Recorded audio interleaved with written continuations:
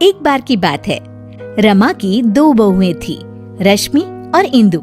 एक को वो अपनी पसंद से लेके आई थी और दूसरी उसके खुद के बेटे ने पसंद की थी, जिसका नाम इंदु था। इंदु को उसकी सास पसंद नहीं करती थी और दूसरी बहू रश्मि को बहुत पसंद करती थी। रश्मि इधर तो आओ, देखो तुम्हारे लिए मैंने कंगन बनवाए हैं। अरे वाह मम्मी जी, दिखाओ। ये देखो, सोने के हैं।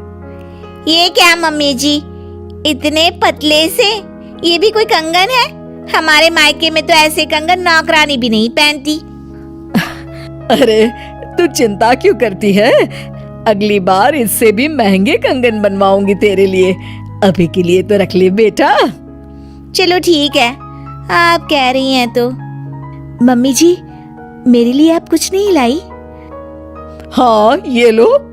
इंदु बहुत खुशी खुशी बॉक्स खोलती है तो देखती है कि एकदम सिंपल सी लाल रंग की चूड़िया होती है।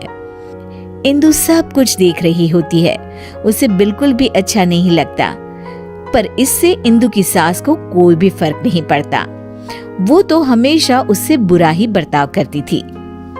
इंदु, ये खाना कैसा बनाया है? क्या हुआ मम्मी जी? अरे इसमें तो नमक ही नहीं है। नमक आपको मना है ना मम्मी जी, आपका बीपी बढ़ा हुआ था इसलिए। इंदु, तू मुझे मत सिखा, समझी? जैसा खाना सबके लिए बनता है वैसा ही खाना मेरे लिए भी बनाया कर। सासू माँ की डांट खाकर इंदु अपने कमरे में आ जाती है और हम देखते हैं कि वो कोई आम लड़की नहीं है, बल्कि उसके पास सुपर पावर है। चुटकी बजाती है और कमरा अपने आप साफ हो जाता है। पर घर के सारे काम वो अपने आप ही करती थी। सफाई करना, कपड़े धोना, खाना बनाना, ये सब उसने बहू बनने के लिए सीख लिया था। इंदु, एक काम तुम ठीक से नहीं करती। अरे मैंने तुमसे कहा था कि पीली साड़ी प्रेस करके रखना और तुमने लाल वाली कर दी। सॉरी मम्मी जी, घर में इतना सारा काम होता है, मुझसे गलती हो गई। कितना काम होता है सब दिखता है मुझे।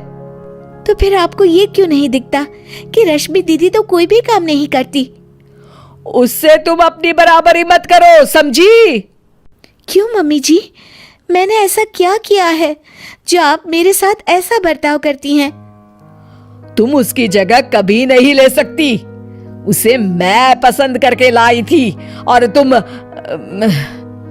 मैं क्या मम्मी जी, रुक क्यों गई? तभी वहां रश्मि आ जाती है। तुम तो अनाथ थी, समझी? वो तो आकाश भैया पता नहीं कहां से तुम्हें पसंद करके लाए और हमारे ऊपर थोप दिया। इंदु को ये सब सुनकर बहुत बुरा लगता है और वो अपने कमरे में चली जाती है। फूट फूट कर रोने लगती है।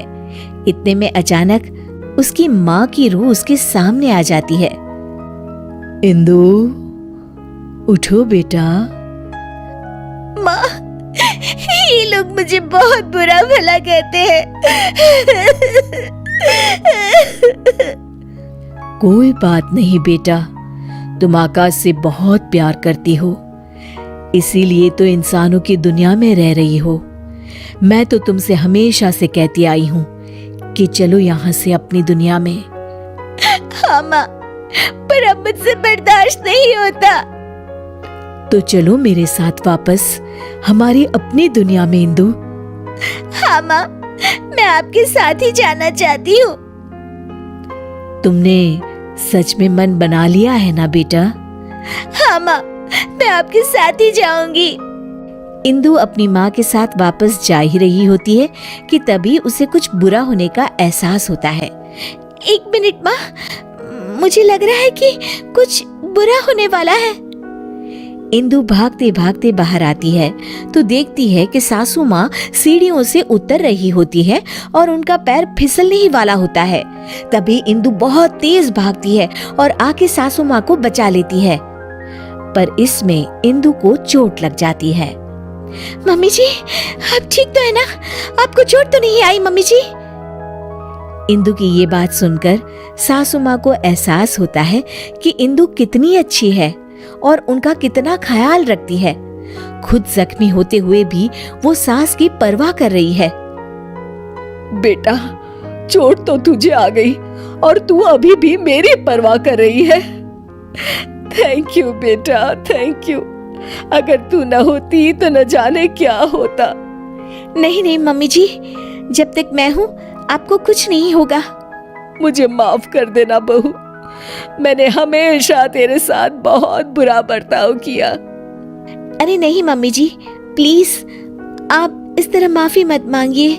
इंदु, इधर तो आओ बहू। जी मम्मी जी। ये लो तुम्हारे लिए। ये क्या है मम्मी जी? इंदु बॉक्स खोलती है तो उसमें सोने के कंगन होते हैं। मेरी फेवरेट बहू के लिए एक तोहफा। इंदु खुश हो जाती है और अपनी सास के गले लग जाती है। Thank you mummy ji.